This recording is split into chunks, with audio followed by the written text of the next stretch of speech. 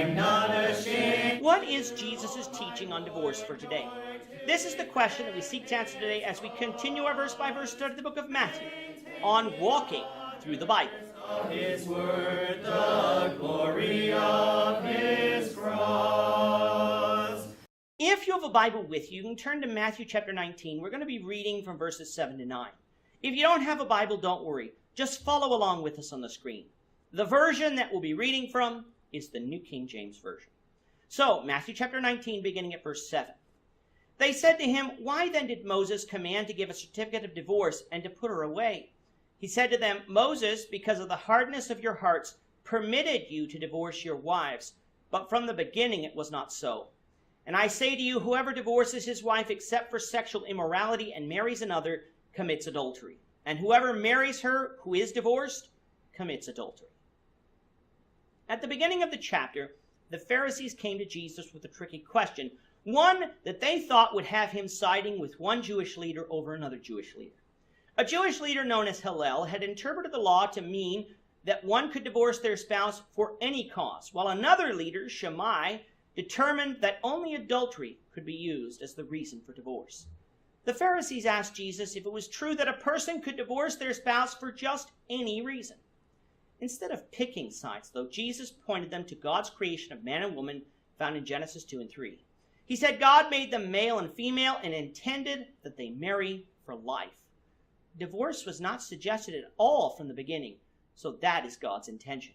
Now, coming to verse 7, the Pharisees then asked, well, if that is true, then why did Moses command to give a certificate of divorce and to put her away? To see if this charge is actually true, let's read the instructions under consideration, which are found in Deuteronomy 24, 1-4. When a man takes a wife and marries her, and it happens that she finds no favor in his eyes because he has found some uncleanness in her, and he writes her a certificate of divorce, puts it in her hand, and sends her out of his house, when she has departed from his house and goes and becomes another man's wife, if the latter husband detests her and writes her a certificate of divorce, puts it in her hand, and sends her out of his house, or if the latter husband dies, who took her as his wife, then her former husband who divorced her must not take her back to be his wife after she has been defiled, for that is an abomination before the Lord, and you shall not bring sin on the land which the Lord your God is giving you as an inheritance. Where is the command in that passage? The answer is that there isn't one. This is merely the regulation concerning divorce. Nowhere is divorce commanded, but if it was to occur, this is how it would happen. A man could not simply put away his wife in his mind. He actually had to give her a bill of divorcement in her hand and send her away. The reason for divorce was uncleanness, which did not mean any cause, as Hillel had assumed. Adultery was punishable by death under the old law, so this uncleanness could be for adultery that could not be proven, because witnesses would be needed for the death penalty to be exacted, or something that was not quite adultery, but approached adultery, like public nudity, meaning that Shammai was most likely too strict in his interpretation, though closer than Hillel. Under the law of Moses, remarriage by the put-away spouse was permitted, but once remarriage occurred, then one could not go back to their first spouse ever again. This was described as an abomination before the Lord. Getting back to Matthew 19, Jesus did not say that Moses commanded divorce, simply that Moses allowed it, and God thus allowed it, because of the hardness of their hearts. What this means is that the children of Israel, because of their sinful hearts, were going to do it anyway, God sanctioned or not.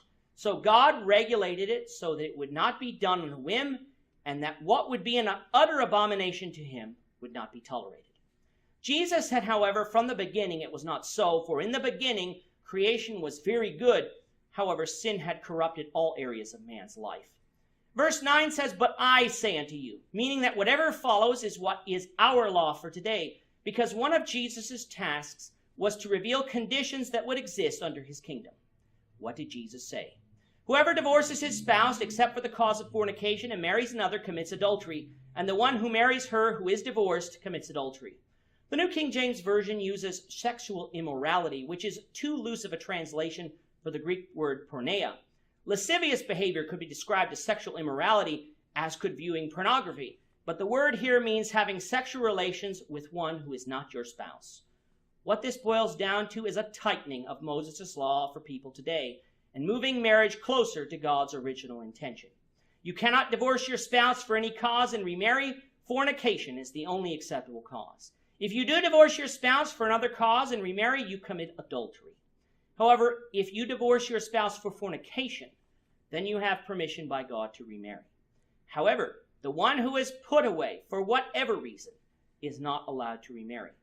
This last clause does not appear in some manuscripts in Matthew 19:9, but it does appear in Matthew 5:32, so the teaching is scriptural regardless.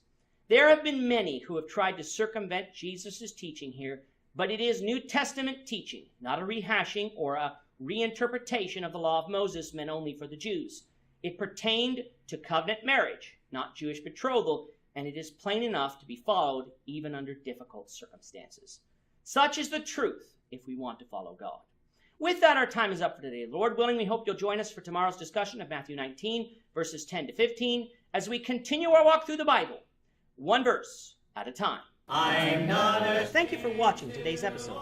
We hope that you found it edifying and ask that you not only subscribe to our channel and podcast, but that you like and share this episode among your friends so that the saving gospel of Jesus Christ can go out to the whole world. of his cross.